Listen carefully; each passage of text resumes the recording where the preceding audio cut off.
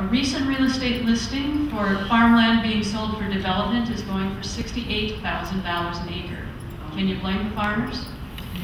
They can sell their 200 acres here in McHenry County and buy a much larger piece of land down south. The tragedy of that is that we have excellent soil here as well as enough precipitation to support agriculture. Well, here's some state of Illinois farm statistics. The total number of farms, there's actually some good news out there. The total number of farms has increased since 2002, although it's still less than where we were in '97. So it's up 5%. Interestingly, the number of small farms from 1 to 49 acres has increased compared to both 2002 and 1997. The number of farms selling less than $2,500 and more than $500,000 have increased. So with the smaller farms, we have smaller amounts of production coming off of those farms, and also the big farms are making money. In the middle, they're kind of losing ground a little bit. But overall, in the state, family-operated farms have held steady at about 85%. So even though we hear a lot about the big corporate farms in Illinois, they really are still pretty much farm-based. There's some sad news in this table, though. You'll notice that in 2002 and '97, more than half of the people that were farming were doing that as their only job. That changed in 2007, where now more than half the people who are running farms have to work off the farm as their primary occupation. So farming is not as profitable. Another way to interpret these data is that these people are buying smaller tracts of land and doing hobby farming, or they're starting small organic farms, which is, I think, probably Chef Thomas will address that. Now, as it was hinted at in the video, farm policy changed in the '70s, so that federal policy, so that to promote monocultures of corn and soybeans. So here's the areas by crop in McHenry County. You'll notice vegetables at the top are 1%, corn is 56%, soybean is 19%. Now the thing is, as the video said, we don't really eat corn and soybean, we feed it to other things.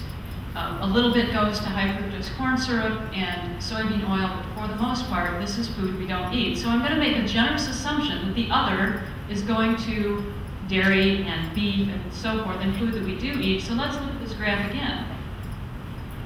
Here's food that we eat is in blue, food that we don't eat is in red. Okay, so we're 75% of the land in McHenry County is used to grow food that we don't eat. So, where does the food we eat come from? Oh, California, Texas, Florida, South America, etc. On average, food travels 1,200 miles before it lands on the American plate. So, contrary to what Bittman told us, I do not think being a locavore is a sad joke. And in fact, I'm trying to seek out sources of food. I do eat meat, but I try to buy it from local producers. There's a farm near me where I get my chickens. So this is me in my garden. Here's what I grew last summer with the varieties in parentheses. So for example, I grew 3 varieties of sweet corn, 6 varieties of potatoes, and so forth. I started putting asterisks by everything that I don't buy in the year, and that was too hard. So I just put asterisks by the things that I do buy in the store. Everything else I grow enough to supply my yearly needs. Okay, here's my husband, Terry, Mr. Schmidt, and his cucurbits. He grew 5 varieties of pumpkins, 2 varieties of winter squash, and 3 kinds of cucumbers. And you can see from looking at his garden why I booted him out of my garden. The vines just get everywhere. So then we did 1 year of a shared garden, that was it. Here's a picture of my pantry downstairs. This is, in addition to growing your own food, you have to learn to put it up. I was sure I was going to kill myself, but 8 years later, I am still alive. So this is good. I've gained confidence. But these are all the things that I put up. I've also learned ways of storing. The best way to store onions, by the way, is in nylons. You keep them all individually, and they don't rot that way. So that's a good thing. The boxes have our potatoes. Boxes have to stay, they're in the basement, which is a cool place, and they have to stay on the flight, so we box those up. You can see that they're labeled by variety, because we're really retentive about that sort of thing. I grew 12 varieties of dry beans. Why would you grow dried beans? They're 50 cents a pound in the store. Because they're beautiful. I just had to put the slide in so you can admire the beauty of my dry beans. These are 10 to 12 varieties. 2 of the varieties were already eaten up by the time I did the show. And they also have lovely names like Reverend Taylor Butterbean Mix. Isn't that awesome? Now maybe you don't love to garden like I do, but that's okay. You can support local agriculture. There are, in fact, 7 farmers markets in Illinois, or in McHenry County, and they're listed here. And they're all in one handy place on the McHenry County Farm Bureau website if you follow the click to Ag Tourism. And that's all for me, boys and girls. I have to run off to the board meeting now, but our next speaker will be Todd Cull, who is going to talk about geopolitical ramifications of food.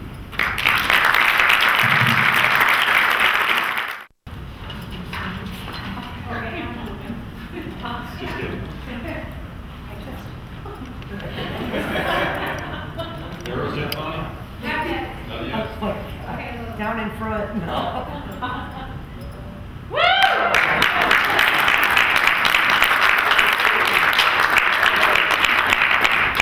Okay, your attention here. Find in class, it's good to get the students' attention before I start talking, otherwise, you repeat yourself. I had to tape this thing together because I've had them open up on me before while I was doing that. Not fun, in general. But what I wanted to do today is use a few things on stage as kind of, metaphors for what I'm going to talk. It makes me nervous with English teachers in the audience when I say the word metaphor because they get a little goofy on me, but I'm going to say metaphor. If I was to climb this ladder, if I was to sit on the top of this ladder to look down at you guys, I suppose I should use the microphone. Still on? Hello. There we go. If I was to climb this ladder and look down on you guys, it would change My perspective, right? That's essentially what I want to do tonight a little bit. I don't want to change your opinion.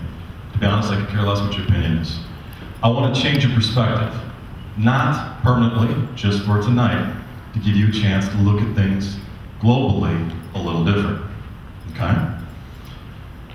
To do this, I need 2 volunteers. All you gotta do not get scared. All you gotta do, I got little paper balls there, and I got a trash can over here. All you're gonna do is throw paper balls into a trash can. Anybody good at basketball or just throwing crap away? There you go, 1 guy. There you go, come on up. 2 volunteers, come on up. Give them a round of applause. Make them feel important. Okay. Move that out of the way for a moment. Oh. Okay. No. Sorry? Somebody said something. I'm too used to being a teacher. I thought somebody asked a question there for a second. Okay, what's your name? Jess. This is Jess? John. Had to be both J's, didn't it? Okay, Jess and John. That's going to screw me up. Okay. Jess, come on forward. Stand right there. A little closer.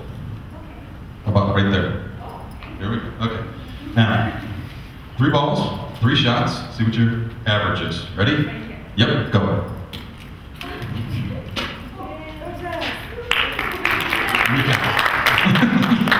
Three for 3, yes, give her a round of applause.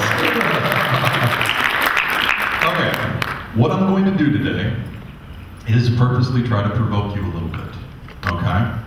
Don't take it personal, I just find it works really well with students. The idea is to make you think. This is a conversation that's supposed to go on for 4 more of these sessions, so I'm supposed to provoke you into thinking about things perhaps a little differently. So I'm going to make 2 statements. You're still here, don't worry about it. First statement, U.S. trade policy creates poverty in the 3rd world. Well, that kind of stinks now, doesn't it? Maybe true, maybe not, we'll talk about that. Let's make let's draw it to a fine point.